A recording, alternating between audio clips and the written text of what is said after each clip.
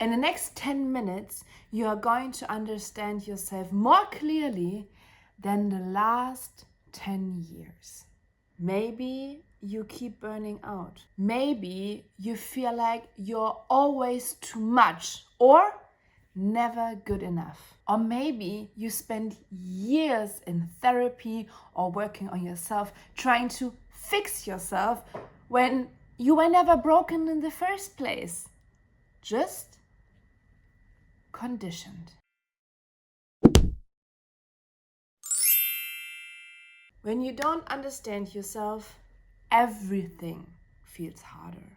So apparently I need to take my glasses off because the sun is shining, but we can clearly work with that. We love natural light, right?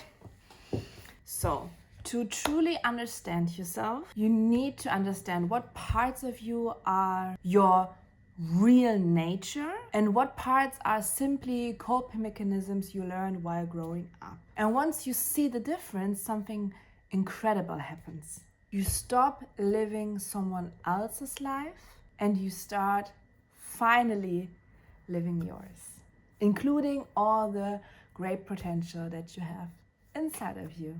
And that's where human design comes in. This is one of the most accurate systems to understand your energy, your decisions, your relationships, your purpose, literally everything. And in this video, I'm not only going to show you how it works, but I also give you the first tools you can use today to start experimenting with your design. Let go of the patterns that limit you and make space for the version of you that's been waiting beneath all along. So stay until the end, because once you see your chart clearly, you can't unsee it, and your life will never feel the same again. Human design is both an esoteric and exoteric system. By that I mean exoteric is the art of understanding the world through observing the outer world, and esoteric is a way to approach to understand the world through observing the inner world. Human design blends both. It's an interdisciplinary science, not science in the strict academic sense, but still I would say it's science, combining biochemistry, quantum mechanics, neurology, but also the I Ching, the chakra system, astrology, and the Kabbalah. So it's modern science and ancient wisdom, outer truth and inner truth, the physical and the energetic. The foundation of human design is the idea that in the moment you were born and about 88 days before your birth, you receive an energetic imprint, a kind of internal energetic coding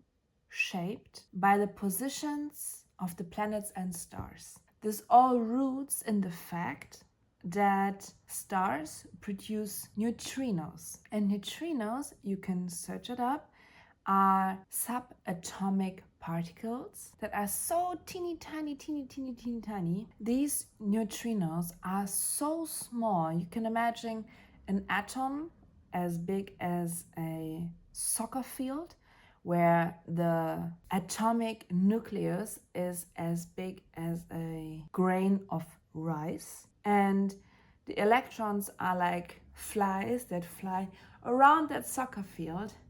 And neutrinos are even smaller, that they don't interact either with the rice or with the flies and are more like almost like dust particles. They just flow in that soccer field. So neutrinos are unbelievably small and they go through everything. When you look around right now, wherever you are,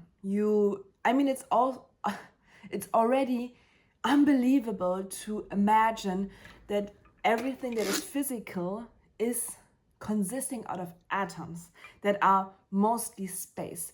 But now imagine that those atoms are flooded. And by flooded, I mean right now, from the sun, the star that is our favorite star. There are 60 to 70 billions of neutrinos, because neutrinos emerge in stars like the sun. 60 to 70 billion neutrinos per 1 square centimeter. So almost like the size of my thumbnail.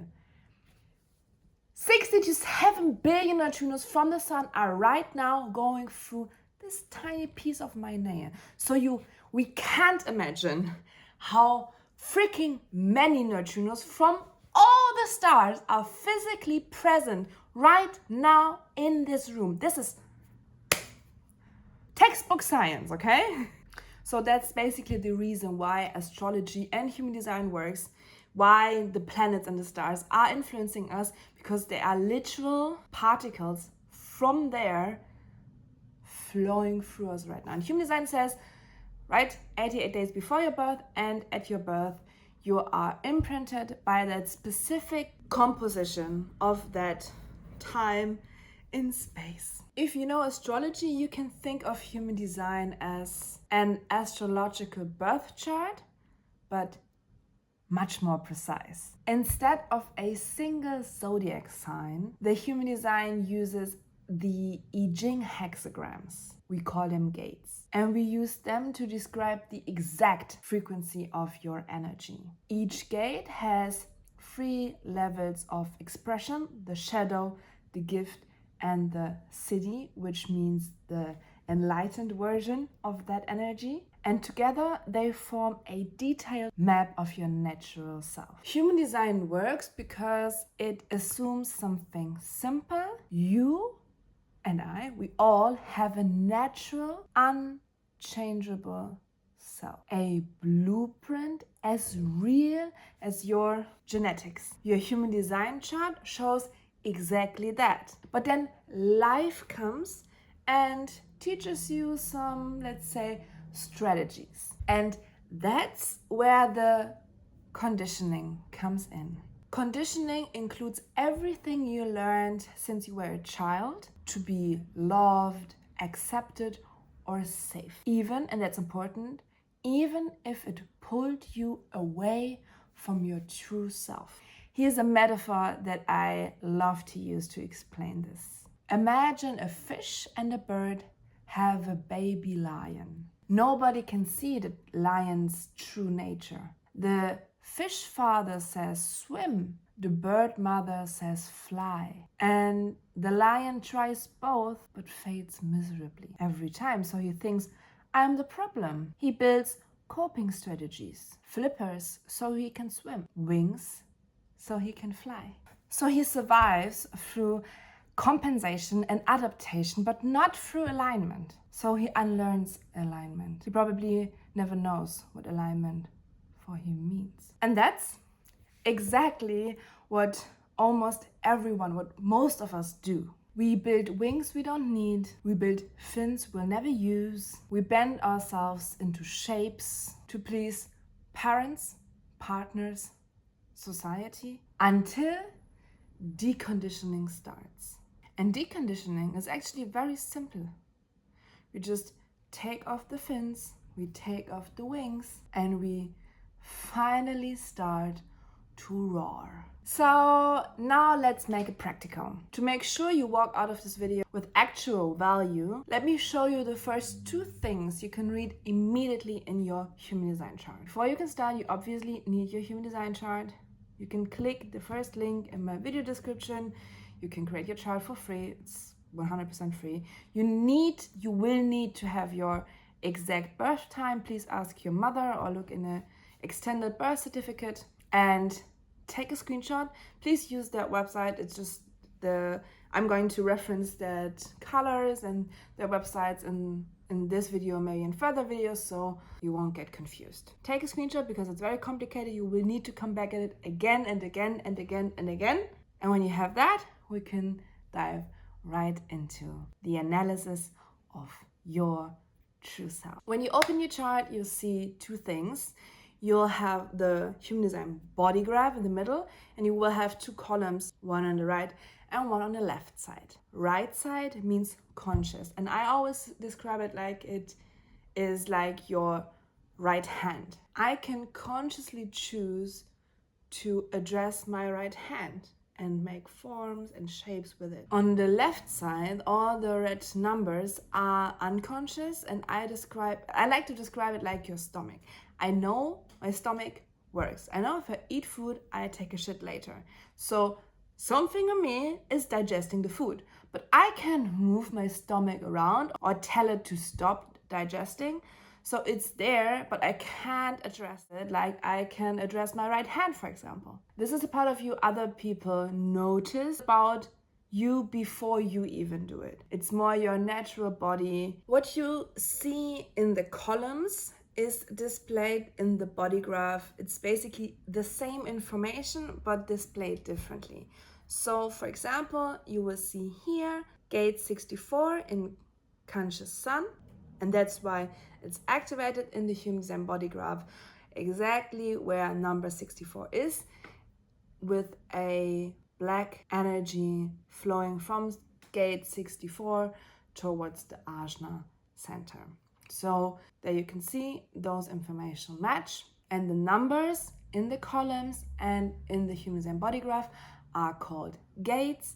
They refer, as I said, to the I Ching hexagram. They all belong to a zodiac sign. There are more biochemical attributes that belong to them. And of course, they also belong to the gene keys. And the next part of the body graph that is crucial for you are the centers. The centers are linked to the chakras, and I will give you a quick overview of all the centers, and I suggest you screenshot that because you will need to get back to it enough times. If you know the chakras, forget everything you think to know about them and open yourself up for a different, more refined interpretation of the chakras. So first of all, there are different groups in which the centers can be organized into. First, I want to talk about energy dynamics between the centers and two very distinct groups of centers. First, we have the manifestation center, which is the throat center, which is working like the boundary between you and the outer world. So everything you create, everything you manifest, everything you put into the world, it might be a thought, it might be an action, it might be art, it might be work, it could be whatever. You need to imagine when you look at the chart that the energy is always flowing towards the throat center, because this is the gate, this is where energy can leave your body. In order to be able to have this energy flow, you need to have pressure centers, and in this case this is the head and the root center, which are creating head center, mental pressure, root center, physical pressure. And I always imagine it like Play-Doh, that is, the energy is pushed from above and beneath towards the throat so the energy can be expressed. Then we have three awareness centers: the Ajna, mental awareness, the solar plexus, emotional awareness, and the spleen, which is physical awareness. You could say body, mind, and soul. So in those three centers, we are perceiving reality: mental perception, emotional perception, and physical perception. Then we have four different motor centers. Centers that create energy. Different kinds of energy, but motor center says it already. They are a motor, they are a driving force in your system. For example, people that have no motor center defined tend to need to rest more because they don't have that innate motor working in themselves. So we have the solar plexus, which is emotional driving force. Like you do something because it's making you so emotional, it's so important to you, it means something to you. We have sacral energy coming from the sacral center. This is life force energy. Everything you see in the world is created out of life force.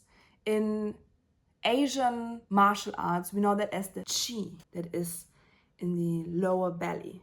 It's sexual energy. It's chi, life force energy, sexual energy. It's all the same. It's everything that you can see in the world. It created the physical world. The best way to understand that power, that sexual life force power, is in spring, when you see all the plants reaching for the sun. Then we have ego power. You need to know here in the center of our chest where the heart chakra is. The heart chakra just separated into two different kind of heart-related centers. So we have the self, which is no motor center, but needs to be discussed at this point. The self, the identity, the G center is more the spiritual identity. And then we have ego identity, the will center. And the will center is obviously a motor center. This is about what do I want? What is my will? This is the human side of identity. So you can think of those two centers as two sides of one coin. So we have the identity, we have the spiritual identity, and we have the ego identity, and they both belong to the heart chakra. And in human design, these are two different separate centers, and one of it, the will center, is a motor center. And last but not least, we have the pressure center, the root center that we already talked about. This is also obviously a motor center because it pushes you, it's physical pressure to get into motion. So this is a very quick overview over the centers. All the centers have billions of toppings and ways they show up, but this is basically the realm in which we are experiencing life. And then you will notice something in your chart. And I suggest you take all your family charts as well, and friends and partners, because in the comparison and in the understanding of the dynamics between you and your people, you will understand yourself and your people, and it will make all sense. So you will notice some centers are colored in and some are not. And here's the first thing that you can do with your chart right now. You can start to understand what it means when a center is colored in, which means defined, which means masculine, which is a power source that can never end. This is the area of life where you can give, where it's like a never-ending source of energy. And centers that are not colored in, that are either open or undefined, we'll go into detail about what's the difference between those two later in the video. But this is the feminine realm. This is where you're very good at perception, where you see clearly, you take everything in. You can accelerate the energy because it's like a huge space where you take it all in, and it's almost like an echo where you make the energy greater. But it's also the place where you can be manipulated or influenced by others, because this openness makes it possible for you to receive other people's energy. And if you're not aware, you might think it's actually yours. It's your energy. This is the most important thing about open or undefined, aka centers that are not colored in, to learn to differentiate if this energy that you're experiencing and that center is actually yours or if it's someone else's. So what does that mean? For example, and this is like the biggest and easiest example, if you have an undefined or open, aka feminine, passive, receiving solar plexus center, emotional center, you will be able to experience other people's emotions inside yourself, as if those feelings were yours. Sometimes you might feel feelings and these aren't yours. For example, my partner, he has an undefined solar plexus. I have a defined one.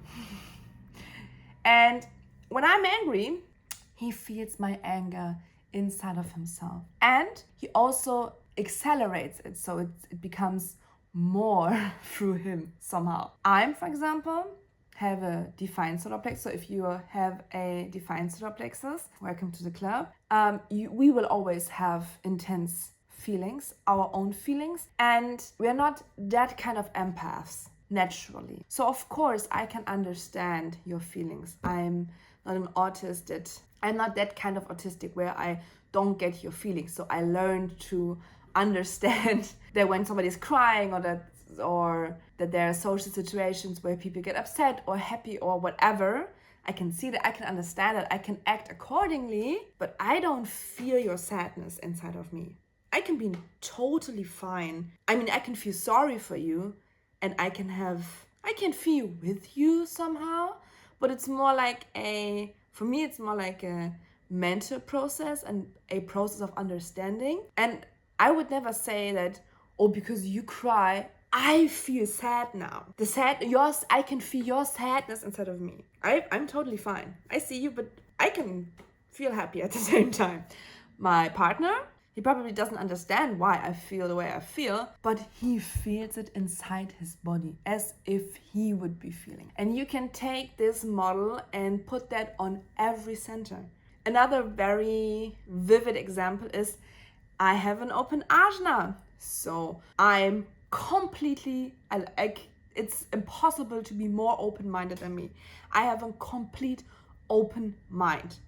That means that sometimes I think thoughts that aren't my thoughts. And it still takes me sometimes a while, and it took me for a long time, a very long time, to understand that I'm not thinking that because I'm thinking that because I'm actually thinking that, but more because I was surrounded by people that think like that, or I heard the thought and I saw something online.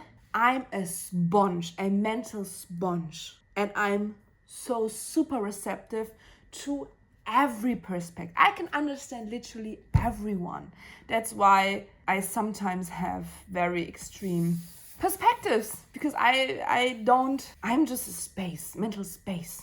Or with the spleen, we've already talked about that. The spleen is about physical perception, physical awareness, and it's also about health. So people with a defined splenic center, they tend to know what's healthy for them. They tend to know what they need to eat. They tend to know when they need to rest, what they need when they're sick. They have this constant access to their knowledge about their body, their health. People with an undefined or open splenic center tend to be very good healers because they can literally see and feel your sickness, your body, your health, everything related to your body in themselves. And that example shows the wisdom and the beauty of that openness, because imagine walking your whole life, and I need to imagine it because I don't have an open or undefined splenic center, feeling and experience all kind of different conditions, like physical conditions, health conditions inside yourself. You gain so much knowledge, you gain so much experience that you become a really good healer. At the same time, when you're not that developed, you can create a codependency, because openness means you don't create that energy by yourself, you're receiving it from the outside.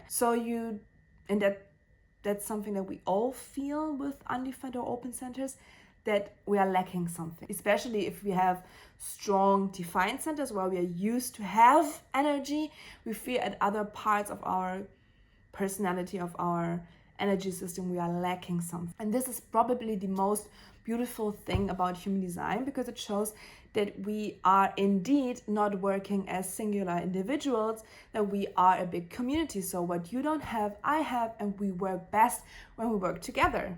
So it's not actually that someone with an open or undefined splenic center is lacking health or is lacking a sense of physical security, because that's how most of them feel at the beginning.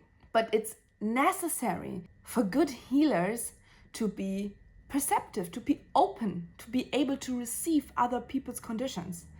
So I will give you the quick difference between open and undefined, and then I will draw a conclusion, because I know I already packed so much information into this video. Before I go into the end of the video, I highly encourage you to post your, that's something I forgot. So normal people, normal human design people would suggest you to work with your aura type, which is fine. It stands on the left side. It says aura type. It either says generator, manifesting generator, manifestor, reflector, or projector, because there are 5 aura types. I, 4 years ago, made videos to every aura type. It's kind of cringe, but it has all the information you need. I will link a playlist where you can find those videos in the video description. I will not make them publicly because I don't have hair, and it's kind of, it's not outdated information, but I personally think that it's more beneficial to understand the different mechanics and components rather than putting people in new boxes, because 5 boxes are definitely not enough.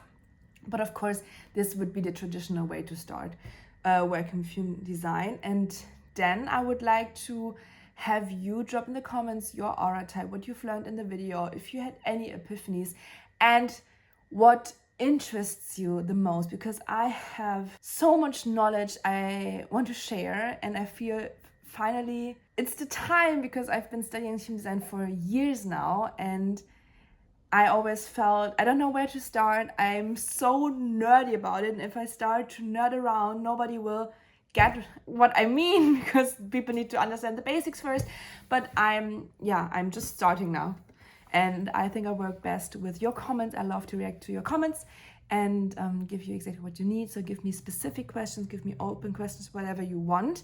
And I will end the video with, the explanation. What's the difference between open and undefined? So everything in your chart that is activated per definition is masculine. So it's giving energy. For example, when is a center defined? A center is always defined when 2 gates are activated that are laying right in front of each other. Look at your chart, pick one defined center and find the gate that has another pairing gate on the other side in another center that is also activated. So when this happens, we call that a full channel, and this incident defines both centers in which those gates are located. If you have a center and then there is a gate, and then on the other side the other gate is not activated, that's called a hanging gate. And if you have a center that only has hanging gates, so gates that are not building a full channel, these centers are undefined, and that means they are feminine, open, receptive, what we already said. They are not colored in. But the specific energy of the gate in the undefined center, this energy will be masculine and activated in giving energy. So the undefined center is a kind of a hybrid, but it's in general it's passive, it's receiving. But for example, you could have a undefined center with all gates activated, but still the center being undefined, because there are no connecting gates in the other center. So this center will definitely perform differently than an open one. An open one is where you have no gates activated at all. So you can see there's a lot of gray. But for the beginners, it's enough to know no color means feminine, means receptive. But if you want to look a little deeper, if you see, okay, but I have many gates activated, they are just not forming full channels, maybe you would interpret that a little bit different. And the conclusion for this video will be, isn't it great that we don't need to be everything? My biggest wound, so to say, would be my open Ajna and my open ego center, because I'm a very defined person, so I have a lot of centers defined. So I'm very much used to having energy and giving energy into the world. And that's maybe the last tip. I'm sorry. Do you see? I can't stop talking. If you have a defined center, you have responsibility to bring good frequency of that energy into the realm of our world, because you are sending all the time and you rather send good quality So I'm a sender. I have a lot of energy that I'm giving out, but then there were like those parts of myself where I always felt I'm lacking. There's something missing. It felt so weird for me. I have a friend who's a reflector. He has no defined centers. He doesn't know how it feels to give energy in that way. He always is more in the reflecting kind of mode. But isn't it great that we don't need to have it all, that we are designed to work together, maybe the areas where you think you're lacking, you're not enough, are actually the areas where you can perceive better than anyone else. And you're here to coach people, and I don't need literally coach, but coach people and perceive people and energy cleanse and observe and see people where you feel the lack. And maybe you feel like you're always too much in the exact centers where you are defined, so you are giving energy constantly, no matter what. And you should probably start using that stream of energy for your benefit instead of oppressing it because you have the feeling you are too much of it. End of the story. Thank you for liking, subscribing, leaving a comment. See you in the next video. Bye.